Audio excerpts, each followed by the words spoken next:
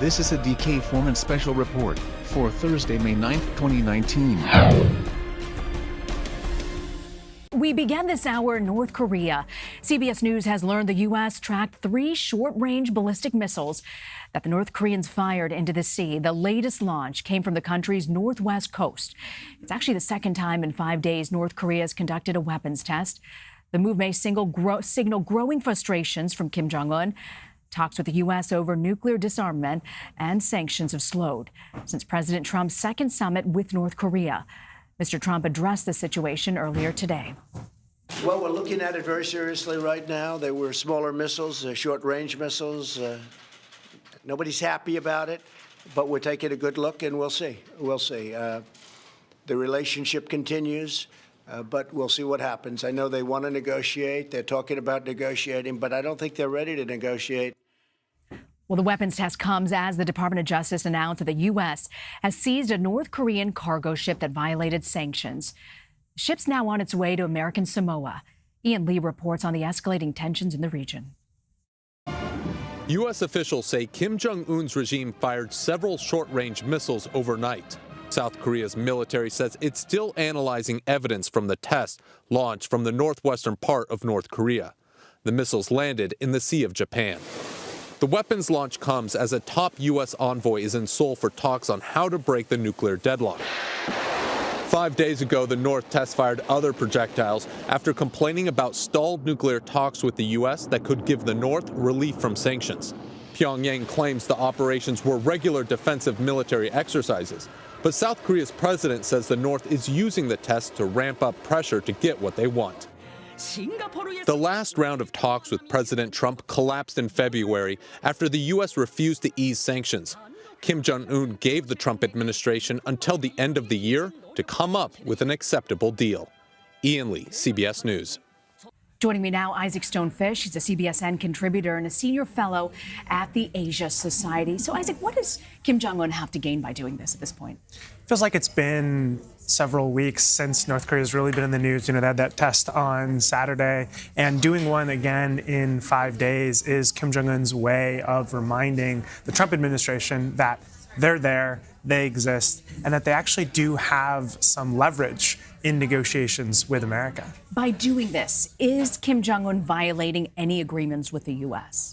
Not with the U.S. So the agreement that he said a moratorium on testing would be long-range missiles and nuclear tests. So this is sort of a cute way of North Korea being able to say, okay, we're still following the agreement that we had, but we're angry and we want something to happen. President Trump addressed this earlier, saying he's looking into this. Doesn't bode well for talks. But where do you see talks going at this point, negotiations, if something like this keeps continuing? I mean, certainly with the seizure of the ship as well, we're probably going to get into a tenser point between the United States and North Korea. I mean, these things are so difficult to predict. If we had known 2 years ago that Trump and Kim Jong-un would meet twice, I mean, that was so unexpected, and talks derailing is also somewhat unexpected. I think this is a good lesson, though, for the Trump administration. North Korea is a really difficult problem to solve. And if it weren't so difficult, it would have been solved already. And the reason that this has been something that has befuddled successive administrations is because it's just really, really hard. We know countries like South Korea, Japan have a great deal vested in this type of situation to secure their countries. Moon Jae-in has been very interested in talks, diplomatic talks with Kim Jong-un. Do you think that changes? Is he changing his tune at all on that? He's being slightly more critical. And so far, this has been more of an issue between the U.S. and North Korea, these recent missile tests, because North Korea already has the ability to decimate large parts of Seoul by conventional weaponry. So the test is more of a warning to the U.S. and to Japan. But certainly, if things keep going in this direction, it'll be much more likely for Moon to take a harsher stance and to not want to negotiate with North Korea. You know, what's interesting, Isaac, is the U.S. Special Representative for North Korea is actually in Seoul right now conducting talks with South Korea and Japan. Doesn't this just destabilize what goes on at this point? It certainly does feel like the timing for this was not an accident, that they were doing this to maximize their ability to say, hey, wait, pay attention to us, especially with the U.S. and China possibly on the brink of resolving their trade negotiations or possibly on the brink of escalating into worse tensions between the two countries. North Korea really keeps trying to say to the other countries in the region and to the U.S., hey, we matter. Do something about us. You actually wrote a column for the Washington Post where you looked at the UN World Food Program and hunger, obviously a huge issue in North Korea. And you said the U.S. government is, quote, morally responsible for the suffering of North Korean citizens. Do you get the sense that President Trump is open to food aid to North Korea? Is what's being done enough, and will it make a difference? Unfortunately, it doesn't seem like he is open to that possibility. It's somewhat akin to the way that the state handles abusive parents.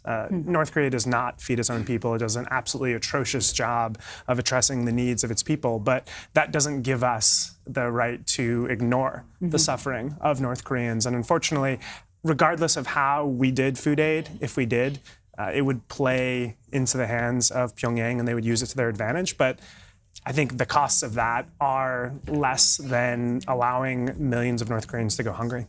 I want to go back to the breaking news for a second. The Department of Justice seizing this ship. Where do you see this going? I mean, is this enough? Is this a pressure point that could potentially make a difference? I don't think so. I think it's a very important symbolic step that the U.S. is willing to actually go in and seize a North Korean ship. I mean, it's pretty big news. It's the first time that they've done that in international waters. But I think it'd be hard to imagine this being really the turning point. And I think things are just going to sputter along for the next several months or years. And I certainly don't think that whoever succeeds Trump is going to have a nice, clean slate with North Korea. I think it's going to be continually complicated. Isaac Stonefish, thank you so much for joining us, Isaac. Thank you.